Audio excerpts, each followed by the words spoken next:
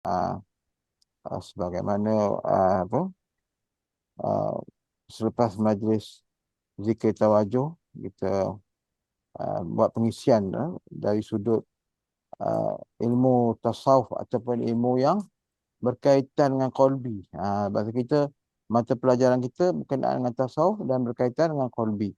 Jadi itulah pengkhususan bidang yang kita jalani dari sudut jalan Aribillah kan, tarikat Aribillah. Jadi setelah kita menelusuri alam bahru yakin yang tuan-tuan baru buat tadi, makna kita nak cuba tenggelam dari kita ke dalam lautan bahru yakin, maknanya daripada zulmat tadi tu kita tenggelam ke dalam keyakinan. Maknanya kita nak dalam bila tenggelam dalam keyakinan, qalbi kita akan tercelup dalam cahaya, dalam nur. Jadi segala nifak, segala cemar-cemar akan dibersihkan dengan usaha yang ber, bertubi-tubi lah. Maknanya istiqamah lah.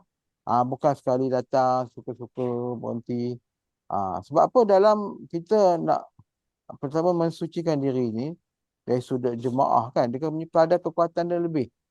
Pasal kalau kita tengok dari sudut hadis menyebut apabila seorang tu duduk dalam majlis zikirullah, maka malaikat akan berbondong-bondong melebarkan sayapnya daripada rahmat Allah hinggalah ke Sidratul Muntaha. Maknanya bila kita sentiasa malaikat ni, malaikat rahmat ni dengan kata orang dengan perintah Allah sentiasa mencari majlis-majlis zikirullah.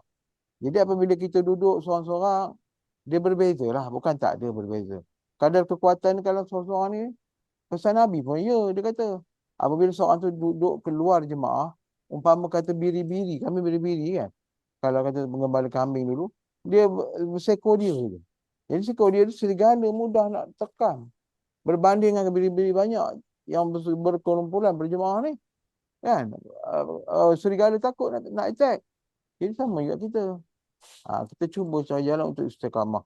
Kalau ikut teman punya dulu, seminggu 2 kali. Hari Isnin malam Selasa dengan hari kami malam Jumaat. Kami berdatang berjemaah apa situ. Kerana teman ambil seminggu sekali kan. Tak datang hari Selasa, datang hari kami. Begitulah. Tapi cuma berbeza dengan sekarang, kita apa nama tu, gap kan sebulan sekali lah. Memandangkan jemaah pun kan dekat-dekat kan. Jauh-jauh kan. Jadi itu. Jadi bagi yang baru nak dia highlightkan lah, kadang-kadang kena pesan juga. Supaya dia tahu majlis ni untuk apa. Kenapa aku datang ni bertutup lampu apa semua. Kan? Bertasbih, bergelap, bersokok. Apa benda ni? Jadi tak nak timbul tanya-tanya. Jadi maknanya dari sudut teman pengkajian, bila kita duduk dalam satu jalan, satu institusi tu, jemaah ni kan, kita tahu apa kita buat. Kita tahu apa kita buat, kita tahu apa tujuan. Kita jelas dengan guru tu jelas. Jangan sama-sama, jangan udah datang-datang tapi dia simpan apa tu zon. Apa ni, apa buat apa ni. Pelik. Dia jatuh hukum fatwa. Fatwa batin dia seseorang. Dia datang tapi dia tak faham. Jadi dalam teman punya apa nama tu, kaedah lah kata orang tu, disiplin. Teman tak nak macam tu. Tak puas hati ke apa tak tanya, cakap. Kan? Apa tak puas hati cakap. Jangan simpan-simpan. Banyak kes datang-datang tapi dalam hati dia ada sangkaan. Dia sangkaan begini. Kemudian dia mulalah kadang-kadang dia tengok bahawa dia macam ni, dia cuba twist. Kenapa macam ni, kenapa. Dia nak berdebat pula. Jadi isu nak jadi berkalam, berjidal. Cuma tak nak kalau murid yang agak kontradik kan. Kadang-kadang perjalanan tu, kalau betul ada dalil kukuh yang kata orang tu syar'i apa pun salah, cakap. Betul ada dalil apa kan? Tak betul apa kat mana. Jadi kalau tak ada, continue lah. Sebab apa? Dia akan menerima benefit. Orang kata warid, nikmat rohani. Kan? Makin lama kita beramal, ada nikmat rohani dia. Dia akan berubah. Daripada kelaku dia yang zulmat-zulmat, yang apa nama tu, mazmumah, dia akan menipis. Kalau jenis pemarah yang tak tentu pasal, dia akan kurang. Kalau jenis kedekut karang, dia akan pelan kurang, dia mahu bersedekah. Tu mana tanda lah taif dia telah disinari nur. Sebab kita berzikir Allah, dia punya min betul-betul qalbi. Kalau kita tengok balik yang lepas-lepas subjek yang teman pernah kupas, ada 5 anasil masuk, 5 anasil keluar. Kalau rajin buat YouTube lah. Kan teman ada cerita. Sebab kadang-kadang nak review balik tu banyak cerita lah kan. Ataupun kalau nak balik basic ke nak pemahaman yang kukuh, mungkin newbie ke orang freshy ni, deal dengan kita punya admin ni, bagi personal coaching. Ataupun dalam bahasa Arab ni tarjih. Mengemas kimini balik ataupun review balik apa yang tak faham kan. Kadang-kadang murid-murid tu pun ada anasir yang ni juga, bernafsu dalam beramal. Tak. Oh nak tinggi, nak itu, dah cerita tentang Nur Muhammad. Yang basic dia tak kena. Yang basic dia tak kena. Dia suka yang tinggi-tinggi. Makam Al-Fatihah, makam ni, makam tu dia tak. Kafiat dia tak ada masalah lah. Cuma dia meninggalkan yang basic. Tapi bagi orang yang fokus dari basic, dia nak yang tinggi sikit, tak ada masalah. Ataupun yang tak tawajud monthly bulanan, dia berminat nak tarjih dan juga bersuluk. Kita bagi offer kan, bagi ada masa suluk pun tak sama macam yang teman lalui dulu 10 hari, 20 hari, ini 7 hari. Teman bagi orang tu warm up kan, sambil menunggu kita punya surau kita siap fully semua kan. Ini sebab sementara. Maksimum teman buka suluk 2 orang. Ada jadual dia kan, bila nak suluk rujuk Maijat, dia akan bagi jadual apa semua mengikut kadar yang teman buka lah. Macam ni kan. Dalam pada suluk tu kita menempuh sendiri. Selama ni kita tengok hak orang baca kitab sufi begitu begini. Kita tengok orang tak apalah. Tapi umpama katalah kita tengok orang, bila kita nak masuk ni? Bila kita nak tengok orang makan dekat daging wagyu apa yang sedap-sedap kan. Kita tengok je lah. Sekali-sekala kita usaha. Contoh model contoh, pergi sendiri kedai tu kan. Rasa sendiri, bahan sedap benar daging ni. Rasanya masuk suluk kan. Rasai sendiri macam mana. Sebab suluk ni jalan disiplin para masyaikh. Daripada Syekh Abdul Rokan, Syekh Samazudi, Syekh Bahauddin An-Nasyabandi, kita ikut tradisi dia orang, disiplin dia orang. Yang bersanad mereka pada Rasulullah SAW. Kan, cuma disiplin tu dah berubah lah zaman. Macam juga zaman Rasulullah. Ada ke ilmu tajwid? Ada ke ilmu nahwu?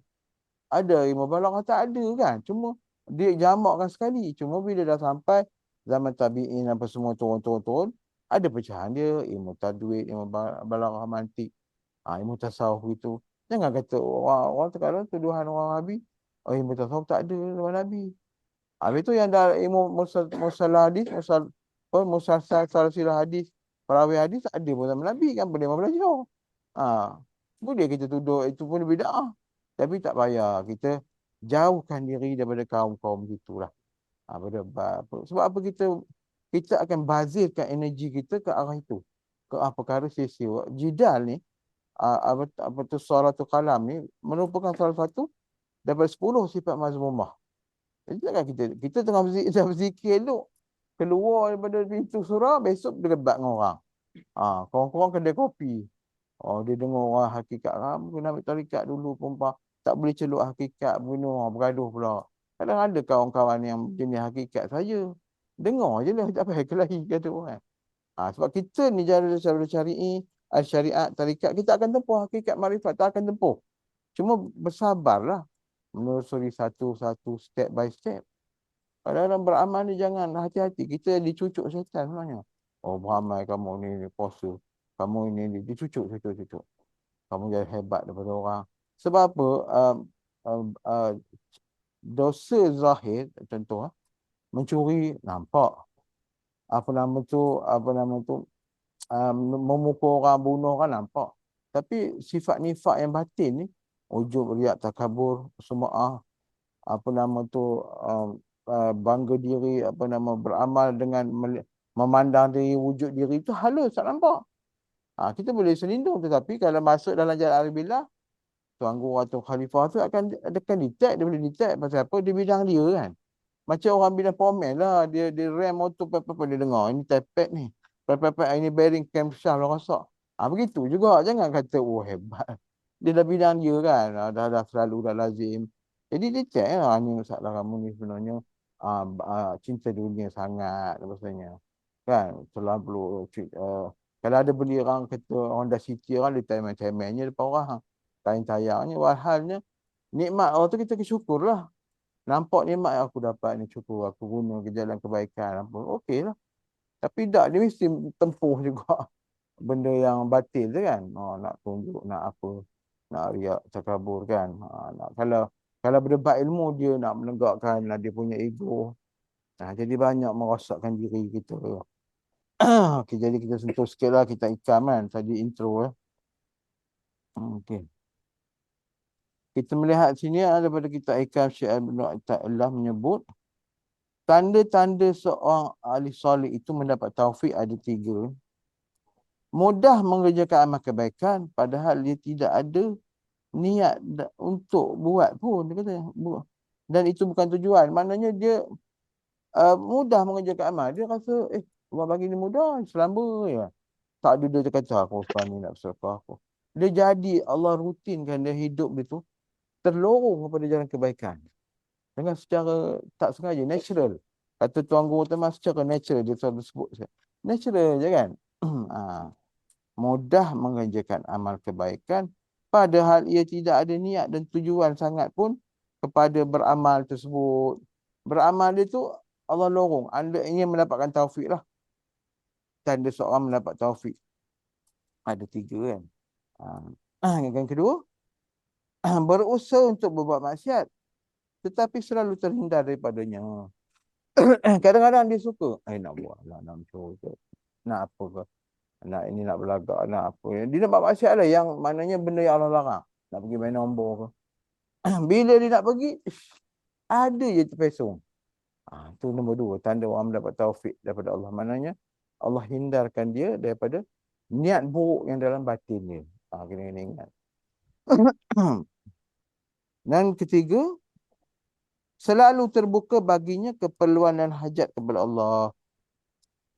Maksud di sini, dia ni selalu terbuka hajat. Maknanya apa-apa pun dia rasa, aku kena balik istighfar, aku kena doa sungguh-sungguh, aku kena apa-apa persendaran hati dia balik pada Allah. Ada je perkara, aku ni, contoh dia tak ada duit, aku tak boleh jadilah. Aku kena usaha, aku kena serah dia kepada Allah, berdoa. Dalam itikad perbuatan dia ada wujud tawakal.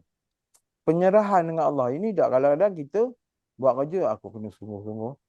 Dia farak dengan hubungan dengan Allah. Dah buat kerja baru ingat, aku kena serah. Dia tak macam tu. Orang salih, dia mesti constant. Setiap detik, second yang Allah bagi umur ni, daripada pukul 1 ke 2 tu, dia rutin dia berhajat kepada Allah. Ni disebut.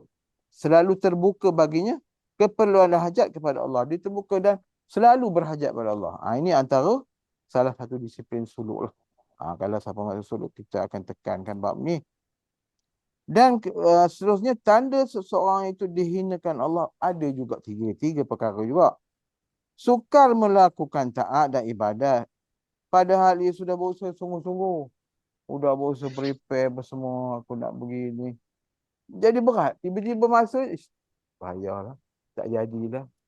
Ada je Allah halang, tayar pecah lah, bas rosak lah. Ada satu kawan kita daripada Johor. Nak datang 2 kali bas. Bas pertama rosak. Tunggu bas ganti. Bas ganti pun rosak.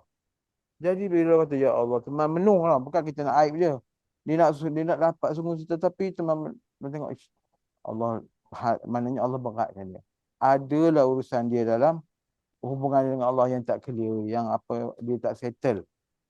Teman pun doa dia sampai sebab teman nak dah nampak dah apa dia punya apa barricade ataupun halang-halangan tu. Tak ada rezeki lagi nak cakap. Dalam WhatsApp mana boleh setakat paling kuat voicemail. Voice note kena sembang. Tak sampai perkara yang teman nak tekan kan. Sian juga dia kan. Kita berdoa je lah. Macam-macam. Kemudian kedua, mudah terjerumus ke dalam maksiat. Padahal dia berusaha menghindarkannya. Dah cuba lari badan dia, ada je pula kawan ajak. Dia dah aku tak nak lah, dah perkara lama, isyak syabu ke apa ke. Ada juga datang, jumlah. Dia pula out.